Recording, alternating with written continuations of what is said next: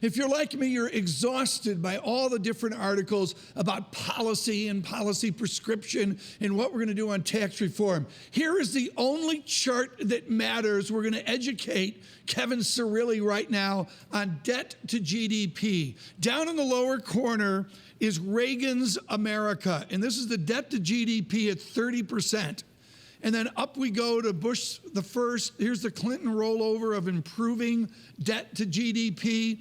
And then we've got Bush Jr. And then we go to President Obama and the debt explosion up to President Trump. Kevin Cirilli, the backdrop for all that you're covering in Washington is Donald Trump is not Ronald Reagan. He's got a lot higher debt to GDP to work with.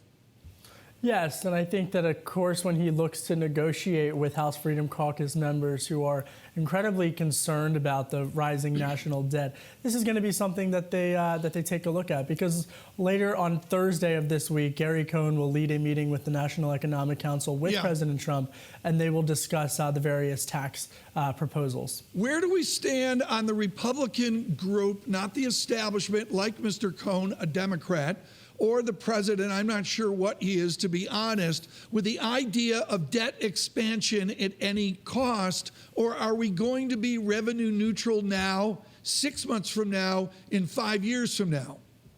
Well, Tom, when you look at the inner workings of the Trump administration, there are several folks within the administration who would consider themselves to be conservatives and conservative in every sense of the word. However, they are also nationalists, and that interesting tug of war between conservative movement of the Tea Party as well as the rising of the nationalistic movement led by the likes of Steve Bannon is going to really paint the backdrop as they move forward, because those folks who are more nationalistic in their political ideology care less about national debt than they would someone like a Mark Meadows, the chairman of HFC. So as all of this gets going, Tom, look for that interesting tug of war to play out. Well, you brought up the insight that I think is within the news flow, Kevin Cirilli, and that is, I don't know what it is. What is Bannon tax reform? Do we know?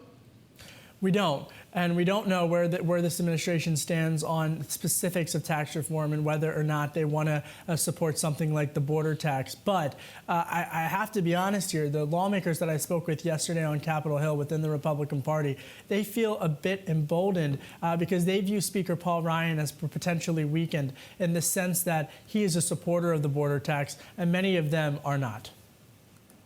Kevin, what is the one thing that would help with sentiment in the U.S. when it comes to tax reform? Do we know what President Trump needs to do to actually hit the right mark?